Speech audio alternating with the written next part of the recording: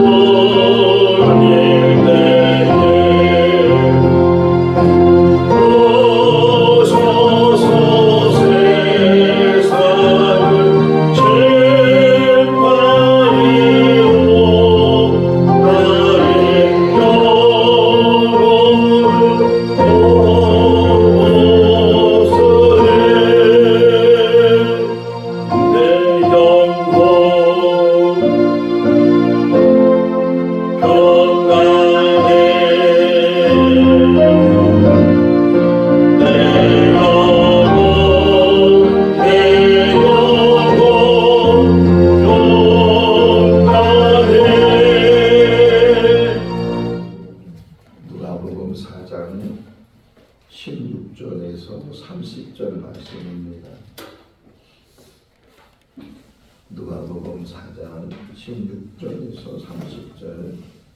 예수께서 그 자라나신 곳 나사렛에 이르사 안식일에 늘 하시던 대로 회당에 들어가사 성경을 읽으려고 소심해 선지자 이사야의 글을 드리거늘 책을 펴서 이렇게 기록된 데를 찾으시니 곧 주의 성령이 내게 임하셨으니 이는 가난한 자에게 복음을 전하게 하시려고 내게 기름을 부으시고 나를 보내사 포로된 자에게 자유를 눈먼 자에게 다시 보게 함을 전파하며 눌린 자를 자유롭게 하고 주의 은혜를 전파하게 하여 하십니다 하였더라. 책을 덮어 그 맡은 자에게 주시고 앉으시니 회당에 있는 자들이 다 주목하여 보더라. 이에 예수께서 그들에게 말씀하시되 이 글이 오늘 너희에게 응하였느니라 하시니 그들이 다 그를 증언하고 그 입으로 나오는 바 은혜로운 말을 놀랍게 여겨 이르되 이 사람이 요셉의 아들이 아니냐.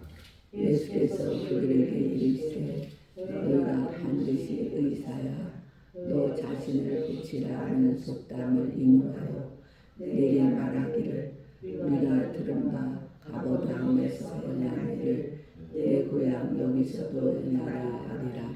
또 이르시되 내가 진실로 너희에게 이르노니 선지자가 고향에서는 환영을 받는 자가 없느니라.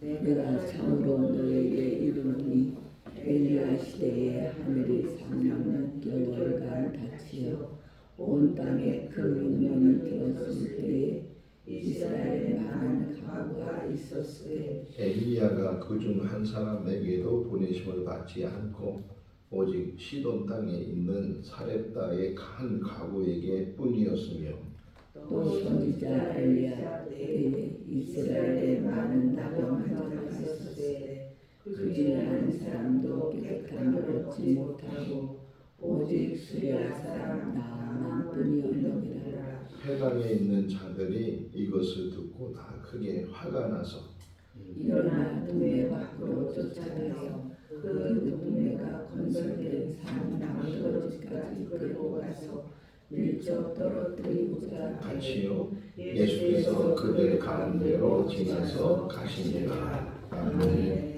할렐루야. 아멘. 복음서 기자들이 예수님에 대한 이야기를 기록하면서 할 수만 있으면 시간 순서대로 예수님의 탄생에서부터 십자가의 죽으심 그리고 부활까지 기록을 하려고 애를 쓰지만 또 그럼에도 불구하고 때로는 시간 순서대로가 아니고 먼저 하고 싶은 이야기를 그 이야기를 앞에다가 기록을 하기도 하고 그러는 모습들을 또 보게 돼.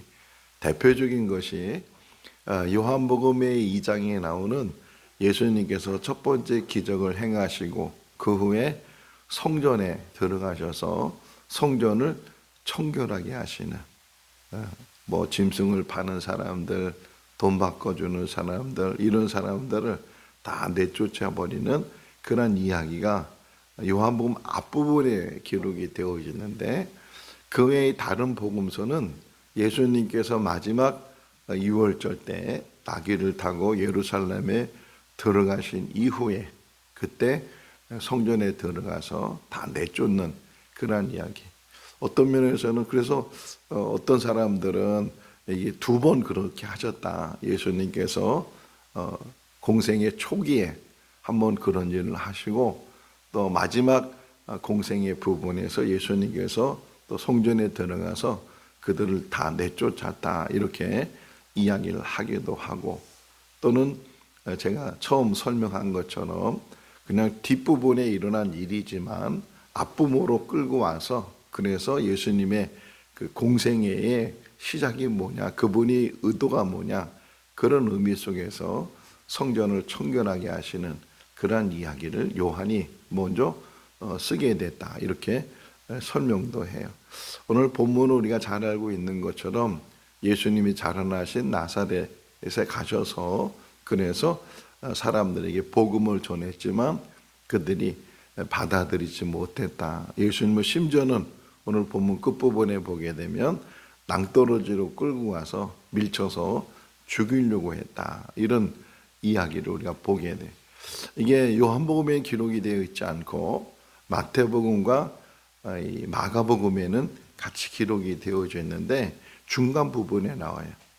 그러니까 마태복음 13장 7가지 천국의 비유 이야기 이후에 예수님께서 고향 나사렛에 갔지만 배척을 당하셨다. 뭐 이런 어떻게 보면 오늘 좀 구체적으로 기록이 되는 반면에 마태는 그냥 예수님께서 고향 가셨는데 선지자가 고향에서는 대접받지 못하는 그러한 일처럼 예수님께서도 나사렛에 가셨는데 그들이 예수님을 받아들이지 못해서 많은 일을 행하지 못하시고 그냥 그곳을 떠나게 됐다.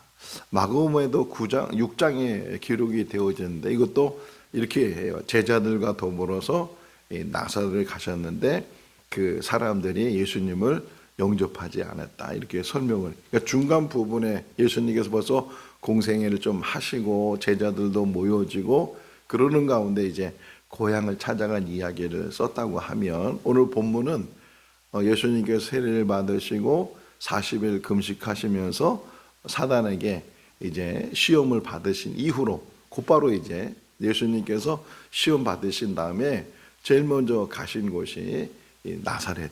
그래서 시작 16절 시작을 보게 되면 그분이 자라났던 곳 그곳에 나사렛에 가셔서 또 이제 안식일이 되니까 안식일 때 사람들이 회당에 모여서 하나님 말씀을 읽고 그 말씀을 듣기도 하고 어떻게 보면 지금으로 보면 예배에 어떤 예배를 드리는 그런 모습들인데 예수님도 이제 자기 고향 자기가 자라는 곳 그곳에 가서 안식일 때 회당에 찾아가서 이제 같이 그들과 더불어 모임을 갖게 되는데 근데 다시 한번 16절을 보시면 16절 한번 읽어볼까요?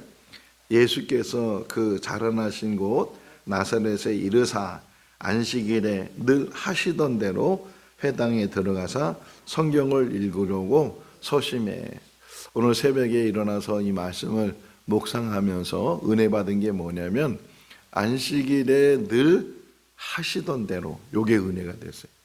예수님께서 자라나신 곳 나사렛에 가셨는데 그때 마침 안식일이 돼서 그 안식일에 회당을 가셨는데 이 누가라는 사람이 그것을 수식하면서 늘 하시던 대로 여러분 신앙생활은 어떤 특별한 거나 이벤트나 그런 게 아니고 어떻게 보면 늘 하던 대로 우리의 신앙은 늘 하던 대로 평범하게 남이 뭐라 그러든 안 그러든 요즘은 막 이벤트를 만들잖아요. 교회에서도 막 이벤트를 만들고 그래야 또 예를 들면 총동원 주일이 돼서 그냥 주일에 잘 안 나오니까 총동원이라는 그런 타이틀을 만들어서 그래서 장기 결석한 사람들 심지어는 이제 주변에 있는 전도 대상자들 이런 사람들을 그날은 다 데리고 와서 그래서 우리가 예배드리자. 의도적으로는 참 좋은 일이고 또 어떤 때는 필요한 일이겠지만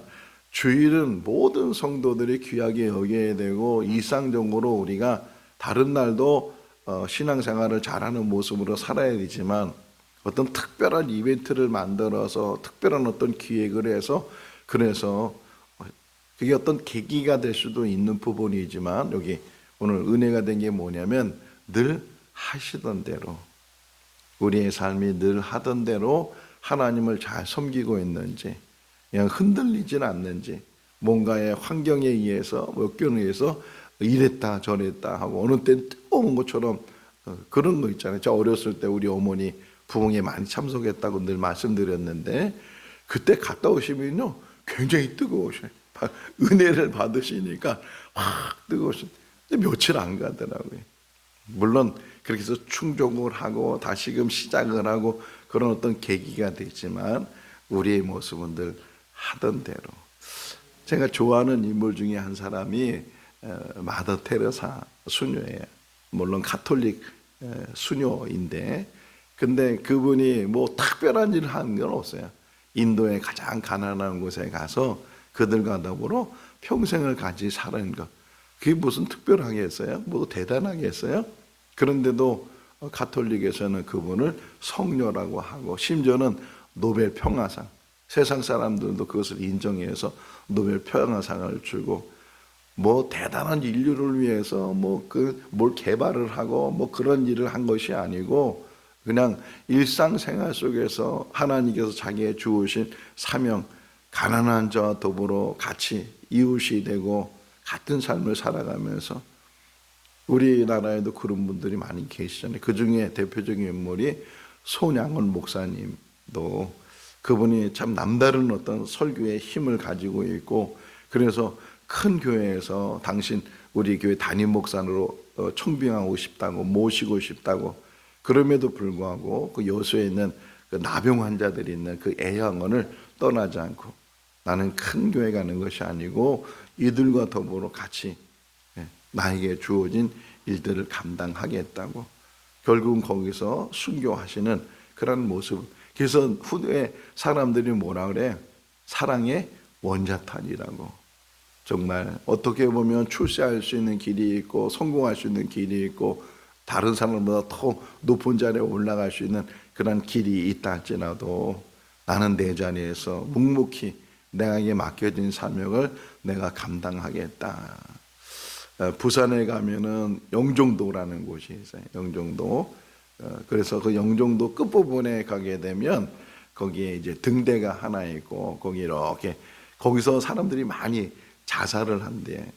자살을 하는데 요즘은 그게 다 막아지고 그렇게 못하게 되는데 제가 지금 기억날 중에 하나가 뭐였냐면 거기가 뭐 이렇게 큰 이렇게 바위가 넓다란 바위가 하나 있는데 거기에 하나 이 돌이 우뚝 이렇게 서 있어요.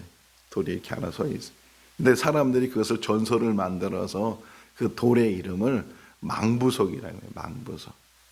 옛날 어부의 아내가 자기 남편이 배 타고 가면 늘 돌아오기를 기다리면서 그래서 늘 그 자리에서 기다리고 있는데 결국은 그 남편이 돌아오지 않았고 그 아내도 거기서 결국은 바위가 됐다. 누가 뭐라 그러든 내 남편을 향해서 일편단심을 가지고 그가 돌아오기를 기다리는 것처럼 우리가 누가 뭐라 그래도 우리의 자리에서 우리의 주어진 일들을 묵묵히 늘 하던 대로 이게 앞으로 살아가면서 신앙생활하면서 우리의 삶의 어떤 기준이 될 수 있기를 바랍니다. 내가 있어야 될 자리, 내가 해야 될 자리 이런 자리를 뭔가 이벤트나 뭔가 누구에게 보여주려고 하는 것이 아니고 늘 하던 대로 예수님께서도 안식일날 늘 하던 대로 회당에 들어가셔서 그래서 이제 서 계셨어요. 그러니까 사람들이 이제 예수님께 성경책을 갖다 줬어요. 그때는 두루마리죠. 두루마리 성경책인데 이사야서 말씀을 이제 갖다 줬어요. 이사야를 갖다 주니까 그 이사야가 1장부터 66까지 되어 있잖아요. 물론 처음부터 읽을 수 있고 맨 마지막을 읽을 수 있고 그러는데 어디를 읽으라고 정해진 건 아니에요. 그 받은 사람이 자기가 이제 펴서 또 어느 한 부분을 읽게 되는데 여기 예수님께서 펴서 읽은 것이 이사야 61장에 있는 말씀을 펴서 읽었어요. 성령이 임하시게 되면 그러면서 이제 쭉 읽고 나서 그리고서 이게 또 보시면 20절 말씀에 보면 책을 덮으셨다. 근데 또 이 새벽에 이게 또 은혜가 되었어요. 자, 예수님께서 의도적으로 이사야 말씀을 좀 주십시오. 내가 이사야를 읽어야 되겠습니다.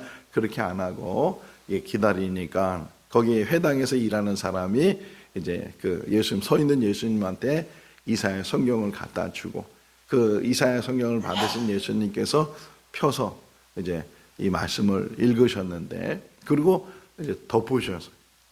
근데 제가 그 이사야를 찾아가 봤어요. 61장을 찾아가 보니까 그 이후의 말씀이 지금 여기까지 한번 18절 19절 읽어볼까요?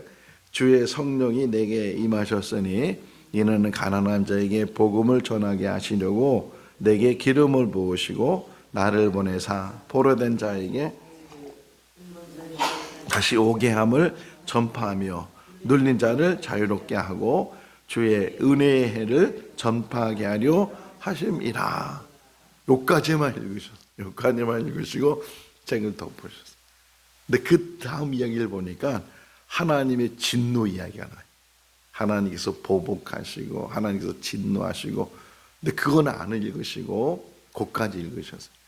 이게 의도적이에요. 어떤 면에서는 이 누가가 지금 예수님에 대해서 고향에서 회당에서 하나님의 말씀을 선포하면서 그까지 딱 읽으시고 덮으셨어요. 덮으시고서 이 말이 응하여졌느니라. 예수님은 은혜를 주시기 위해서 오신 분인 줄로 믿습니다. 물론 그분은 심판주이시. 마지막 때가 되면 그분 다시 오실 때 구원자와 심판받을 자를 구별하시고, 그리고 근데 그분이 처음 이 공생의 시작을 지금 어떻게 보면 지금 이 누가는 출종식이에요. 예수님의 이제 사단의 시험까지 다 받으신 다음에 본격적으로 공생애를 시작할 때 이 나사렛에 있었던 이 이야기를 통해서 예수님이 이제는 정말 본격적으로 하나님의 일을 하시려고 이 나사렛에서 지금 선포하신다, 출종하신다, 이런 의미 속에서 지금 이 이야기를 전개하고 있어요. 그러니까 예수님께서 그 말씀을, 이사야 말씀을 읽으신 다음에 이 말씀이 지금 오늘 너희에게 응하여졌다, 이렇게 하면서 이제 이야기를 하셨어요. 그러니까 사람들의 반응이 나와요. 22절 말씀에 보면은 2절 읽어볼까요? 그들이 다 그를 증언하고 그 입으로 나오는 바 은혜로운 말을 놀랍게 여겨 이르되 이 사람이 요셉의 아들이 아니냐. 놀랍게 여겼어. 놀랍게 여기면서 그 말에 정말 놀라움을 갖게 되고, 그런데 그 다음 반응이 뭐였냐면 그가 요셉의 아들이 아니냐, 그가 목수가 아니냐, 이렇게 이야기를 했다는 거예요. 자, 여기서도 멈췄어요. 멈춰가지고서 이 말씀을 다시금 묵상했어요. 예수님의 어릴 때 어린 시절이 이 말 한마디에 다 표현이 되어 있다는 거예요. 그가 요셉의 아들이 아니냐, 그가 목수가 아니었느냐, 그 동생들이 우리와 함께 있지 않느냐, 그 너희와 우리와 가정을 이루고 있지 않느냐, 뭐 그런 이야기들이 다른 복음서에도 기록이 되어졌는데, 자, 요 이야기 속에서 제가 느낀 게 뭐였냐면, 예수님께서 이제 나사렛에 어릴 때 애굽으로 피난 갔다가 요셉과 마리아가 나사렛에 가서 거기서 공생이 하기 전까지 살았단 말이에요. 근데 만약에 한번 질문을 해볼게요. 예수님께서 어릴 때부터 30살 될 때까지 그 나사렛에 살았는데 어떤 특별한 어떤 그런 모습들이 있었을까요? 없었을까요? 응? 어떤 특별한 모습들이, 우리나라 속담에 뭐 델나무는 뭐 떡잎부터 안다고 그런 표현이 있는데, 예수님이 어릴 때 뭐 특별한 어떤 재주를 부리거나 어떤 능력을 베풀거나 저 아이는 분명히 장차 뭐가 될 거야, 어떤 큰 인물이 될 거야, 뭐 그래 가지고서 어떤 그런 모습들을 살았다면 지금 이런 반응이 나왔을까? 아니, 저가 요셉의 아들 아니냐, 저가 목수가 아니냐, 우리가 알고 있는 그 사람이라면 어떻게 저렇게 놀라운 말을 할 수 있고, 어떻게 저 말을 담대히 할 수 있고, 어떻게, 이 의미는 그 전까지 예수님의 모습은 아주 평범했다는 거예요. 드러나거나 특별하거나 뭐 그런 것이 아니고 그냥 일상생활 속에서 자기의 주어진 삶을 살아오신 분이 예수님입니다. 여러분, 정말 중요한 말 중에 하나가 평범 속에 비범을 찾는 거예요. 우리 눈으로 볼 때는 아주 평범한 사람, 요셉의 아들이 아니냐, 이런 평범한, 심지어는요 사람들을 아래로 보는 사람이 있어요. 자기보다 지식이 부족하거나 자기보다 소유가 부족하거나 이런 사람들에서 업신여긴다고 말하기 좀 하지만 업신여기기도 하고, 그 사람에 대해서 평가할 때 낮은 것으로 평가하고, 저 사람은 이렇게, 우리가 그럼 다 그런 평가가 뭐예요? 외적인 거란 말이에요. 그 사람이 가지고 있는 어떤 외적인 것, 그런 거로 자꾸만 사람을 판단하고 평가하고, 그러다 보니까 진짜를 보지 못한다는 거예요. 어떻게 보면 지금 이 나사렛에 있는 사람들이 예수님과 그렇게 오랫동안 살아왔기 때문에 예수님의 비범함을 보지 못하고, 그런 말이 있어요. 익숙함 때문에 놓치는 것이 많다. 익숙하잖아요. 저와 아내가 같이 사는 지도 벌써 36년이 됐어요. 오랫동안 살았어요. 그러다 보니까 서로 익숙해졌어요. 늘 보던 그 모습을 보다 보니까 늘 그 모습 자체 속에서만 익숙해져 있지, 다른 것들을 깨닫지 못하고 보지 못하는 그런 일들, 성도들 가운데도 마찬가지. 늘 보고 이렇게 하다 보면 익숙해져 있으니까 그 모습이 그 모습이고 이렇게 되는데, 네, 사람은요 때가 되면 변해요.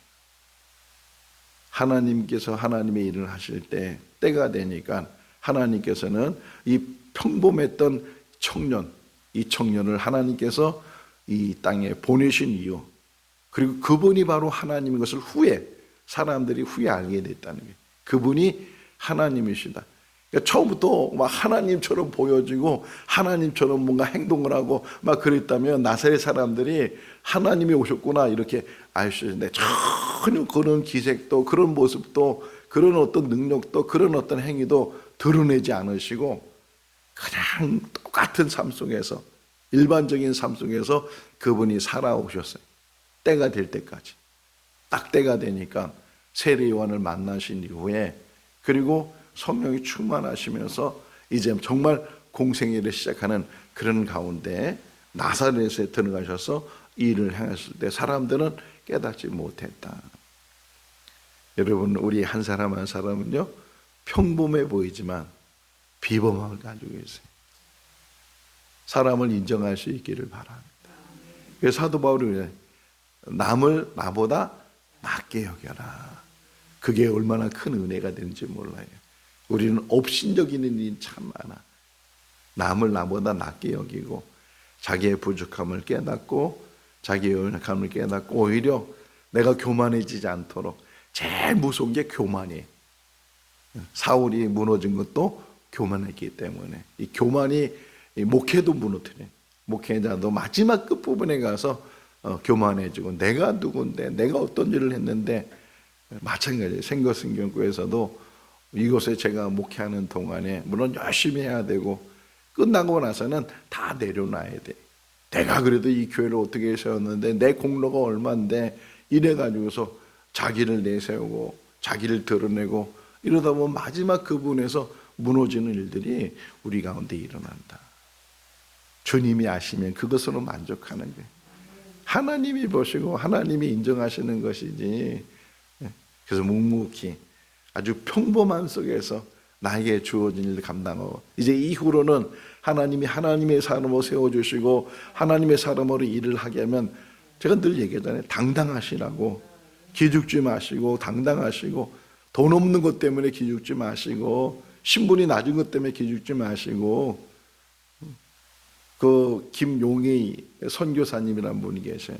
제가 몽골에 있을 때 그분이 목회자들 세미나인가 뭐 특강 때문에 우리 아내가 가자 그래서 한번 가서 같이 말씀을 들었는데, 지금도 기억나는 게 참 그분 아주 십자가 중심이에요. 십자가 중심이고 그냥 그런 분이에요. 유튜브 김용희 선교사님 하면 지금도 나올 텐데, 제가 후에 그분을 생각하면서 목사라고 말하는 것보다 선교사라고. 그 할머니 이름이 뭐예요? 무슨 선교사님? 허봉란 선교사님. 너무 귀해요. 너무. 남들은 자꾸만 높아지려고 내가 이런 사람이라고 뭔가 감투를 내세우고 뭔가 그것 때문에 자기를 더 높이려고 했는데, 나는 아무것도 아니었는 거예요. 목사가 되든 선교사가 되든 뭐가 되든 아무 상관이 없고 그것 때문에 집착하지 않고 그냥 그 일을 통해서.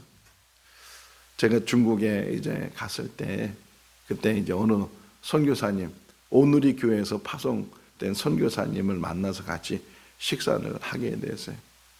근데 그분이 이제 마음 아픈 얘기를 하더라고요. 그 안에도 선교사님들끼리 모임이 있잖아요. 모임이 있는데 그분은 어느 교회에서 보냈다고요? 오누리 교회에서 보내신 분. 오누리 교회인데 근데 직분이 집사님이에요.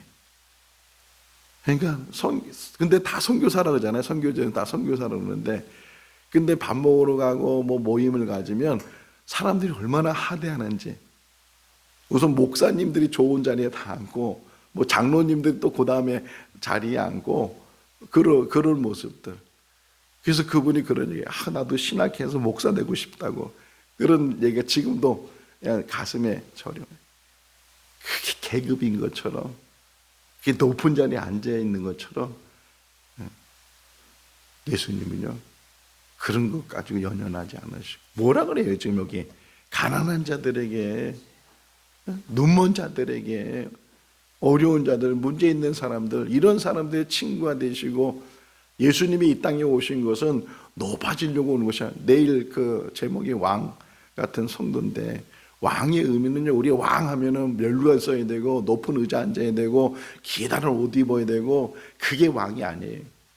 근데 사람들은 왕 하면 바로 인식이 벌써 그렇게, 대통령이 된다는 것도 마찬가지예요. 대통령이 되면 무소부재의 어떤 권력을 가지고 자기 말 한마디면 모든 일이 이루어진다고 생각하는 그런 권력 도취에 빠져서 대통령이 되는 것이 아니고, 가장 큰 모습이 돼서 이 국가의, 이 국민들을 위해서 우리 국가가 다시금 잘 세워지고 국민들이 정말 안녕을 가지면서 잘 살 수 있도록, 자기 한 몸 산산이 쪼개지도록 내가 정말 헌신하겠다, 충성하겠다, 그런 대통령이 있다면 정말 얼마나 귀하겠어요. 자, 높은 데 대접받으면서 참 너무 가슴 아픈 일들. 예수님은 그렇지 않으셨어요. 예수님은 정말 가난한 자들에게 친구가 되시고, 죄인들, 세리들, 이런 사람들, 그들과 더불어. 어쨌든 24절 보시면, 24절 읽어볼까요? 또 이르시되 내가 진실로 너에게 이르노니 선지자가 고향에서는 환영을 받는 자가 없느니라. 꼭 고향이 아니더라도 사람들한테 우리가 환영을 받지 못한다 할지라도, 심지어는 교회 안에서도 인정을 받지 못한다 할지라도 묵묵히 나에게 주어진 일, 은혜 가운데 가슴 아픈 일이 있으면 하나님 앞에 눈물로 그 가슴 아픈 것을 하소연하면서 묵묵히 그 일을 감당하게 될 때 하나님께서 우리를 귀하게 인정해 주시고, 훗날 정말 우리가 있어야 될 자리에 하나님이 세워 주실 줄로 믿습니다. 자, 예수님께서 비유로 두 가지 얘기를 하죠. 엘리야 시대와 엘리사 시대. 엘리야에게 많은 능력을 행하고 많은 일들을 행했지만, 그러나 엘리야가 만난 사람은 시돈에 가서 있는 사르밧 가부 한 여인을 만나서 그의 가정에 이 가뭄 3년 6개월 동안 가뭄이 있을 때 밀가루가 마르지 않은 그런 일들을 행해 주는 일. 엘리사 시대에도 많은 나병 환자들이 있었는데 오히려 아람 군대 장관이었던 나아만이 이 엘리사를 만나서 치유받는 그런 이야기. 뭐 다른 많은 이야기도 있겠지만 지금 예수님이 왜 오셨는가를 얘기하는 거예요. 예수님이 이스라엘의 사람들을 메시아로 오셨지만 그분은 한 민족 한 나라의 메시아뿐만 아니라 온 인류를 위한 메시아이시고, 그리고 정말 사람들이 볼 때는 과부잖아요. 사람들이 관심도 없고 그런 주목하지도 않는 그런 사람들을 찾아가신다는 거예요. 예수님은 찾아가시고, 이방 사람이라 할지라도 아람 사람이라 할지라도 그가 병들었을 때 치유했던 엘리사의 능력처럼 예수 그리스도는 이스라엘 백성뿐만 아니라 온 인류를 위해서, 거기에 우리가 포함되잖아요. 그래서 이 이스라엘 사람, 유대인이 아니래도 불구하고 이렇게 하나님의 사람이 될 수 있었던 것은 예수님의 그 넓으신 온 인류를 위한 하나님의 그 베푸신 사랑이 우리 가운데 임하게 된다. 그런데 반응이, 그다음 나오는 반응이 28절 말씀에 보면 뭐라 그래요? 읽어볼까요? 회당에 있는 자들이 이것을 듣고 다 크게 화를 냈다. 이것을 듣고 기뻐하고, 그렇습니다. 하나님은 우리뿐만 아니라 저 이방 사람들도, 저 가난한 사람들도, 저 아픈 사람도 다 하나님은 구원자이시고 다 구원하기를 원합니다. 그렇게 기뻐하는 것이 아니고 화를 내면서 막 그냥, 우리는 선민 사상을 가지고 있습니다. 하나님은 우리를 택했습니다. 우리만 구원받으면 됩니다. 이 우리 교회도 마찬가지예요. 모두가 이 안에 들어와야 되고, 모두가 세워져야 되고, 모두가 하나님의 사람으로 같이 사랑의 공동체를 만들어야 되는데, 우리는 때로는 편을 가르고 내가 좋아하는 사람, 내가 싫어하는 사람, 내가 그래가지고서 그런 부분에서 우리가 넘어지는 일들이 얼마나 많이 있는가. 사랑의 공동체를 이룰 수 있기를 바랍니다. 그래서 사랑은 허다한 죄를 덮느니라. 덮어가야 돼. 허물을 볼 때마다 사람들은 자꾸만 판단하잖아요. 저 사람의 허물이 뭔지, 저 사람의 약점이 뭔지, 그런 것 때문에 자꾸만 넘어지는 일들이 많이 있는데, 보아도 보지 못한 것처럼, 들어도 듣지 못한 것처럼, 알아도 모르는 것처럼, 그게 목회래. 그게 신앙생활이 될 수 있기를 바랍니다. 다 그 사람 볼 때마다 생각력이 껴져가지고서 늘 그것이 판단이 되고 기준이 되고 그것이 미움이 되고 싫어함이 되고 이러면 안 된다는 게, 오히려 색안경이라면 사랑의 색안경을 끼고 늘 볼 때마다 그냥 사랑스럽고. 최춘선 그 할아버지, 그죠? 맨발의 전도자, 저도 그 할아버지 너무 좋아하는데 목사님이시잖아요. 그분이 지하철 다니면서 사람들은 손가락질하고 미쳤다고 그러는데, 그분 영상으로 잠깐 보시면요, 그분이 외치는 거는 사랑이에요. 사랑. 젊은 아이들을 향해서 너는 애국자다, 너는 정말 잘 될 거다, 막 위로해주고 선포해주고 사랑. 그분이 대담하면서 나는 미운 사람이 없다고, 나는 싫은 사람이 없다고. 참 그 말이 얼마나 감동이 돼. 미운 사람이 없고 싫은 사람이 없고, 미친 뭐라고 막 손가락질하고 저게 전도냐고 막 그렇게 막 사람들이 막 그랬을 때 그것 때문에 시험 들지 않고 정말 하나님의 사랑으로 가득, 사랑의 원자탄이라는 말을 아까 한 것처럼 그냥 사랑으로만 가득 채워지는 그런 우리의 삶이 될 수 있기를 바랍니다. 마지막 한 부분, 화가 나가서 그 화를 이제 행동으로 옮겨서 낭떠러지까지 예수님을 끌고 가서 떨쳐 밀어 죽이려고 했는데, 예수님은 그 길을 지나가셨다. 뭐 더 많은 설명이 없지만 요 한마디가 제일 중요해요. 왜? 거기서 죽을 때가 아니기 때문에. 여러분, 우리도 다 죽음을 맞이해야 돼. 그러나 그 죽음은 하나님이 정하신 때고, 하나님께서 주신 사명을 이룰 때까지는 우리를 붙드시는 분이 하나님이신 줄로 믿습니다. 우리에게 주신 사명, 그때까지 언제 죽을지는 모르지만, 언제 내가 세상을 떠날지 모르지만 하나님께서는 그 때를 정하시고 그 사명을 예수님도 죽음을 맞이하잖아요. 어디서? 십자가에서. 왜? 그것이 인류를 구원하는 대속의 제물이 되셨기 때문에. 우리들도 내가 죽으면 어떡하지? 여러분, 하늘에서 뭐가 떨어. 요번에요, 이제 오늘 뉴스 보니까 슈퍼 엘니뇨 현상이 나타났대. 76년 만에 지금 슈퍼 엘니뇨 현상이 뭐냐면, 적도 부근의 온도가 굉장히 많이 올라가는 거예요. 적도 부근의 온도가 굉장히 많이 올라가면 기상 전체가 이상 기온이 일어나요. 그래서 앞으로 지금 우리나라 같은 경우는 가뭄이 심하게 될 것이고, 더위가 막 40도까지 막 올라가는 그런 더위가 올 수도 있고, 저쪽 미국 쪽에는 허리케인이 막 불어가지고서 계속 거기는 우기가 될 수도 있고, 막 그런 엘니뇨 현상이 지금 슈퍼 엘니뇨 현상이에요. 여러분, 오늘도 지금도 가서 뉴스 보면 그 뉴스가 나오는데, 세상에 어떻게 지금 어떤 일들이 일어날지, 때가 지금 악하고 마지막 때가 되니까 예수님이 오늘 오셔도 이상하지 않을 만큼 그런 시대에 우리가 살아가고 있는데, 중요한 건 하나님이 정하신 때가 있다는 거예요. 그때까지 우리는 이 땅에 살 수 있다. 이 땅에 살아야 되고 또 주신 사명을 감당해야 된다. 우리가 오래 살고 일찍 죽고 이게 중요한 게 아니고, 내가 이 땅에 태어나서 하나님이 주신 사명을 감당하고 세상을 떠나는가, 그게 가장 중요한 일이고, 그것은 평범 속에 있어요. 평범 속에. 오늘 하루도 나에게 주어진 일에 대해서 그냥 살아가는 거예요. 바르게 살아가는 거예요. 그 일 통해서 하나님께서 우리와 함께 하실 줄로 믿습니다. 기도하겠습니다.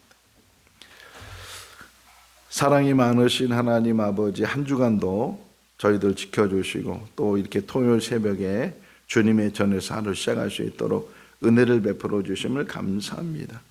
평범 속에 있는 비범을 깨닫게 하시고 늘 하던 대로 예수님께서 하셨던 것처럼 우리들도 늘 하던 대로 믿음 안에 거하는 우리가 되게 하여 주시옵소서. 자로나 우로나 치우치지 않게 해주시고 뒤돌아서지 않게 해주시고 사람들로부터 칭찬 들으려고 애쓰지 않게 해주시고 늘 하나님만 바라보고 묵묵히 주님의 일을 감당하는 우리들 되게 하여 주시옵소서. 늘 성령으로 충만하게 하시고 영안이 열려지게 하시고 하늘을 바라보게 하시고 천국 가는 길에 벗어나지 않도록 은혜의 은혜를 더하여 주시옵소서. 함께 하심을 감사드렸고 예수님의 이름으로 기도하옵나이다. 아멘. 마쳤습니다. 자유롭게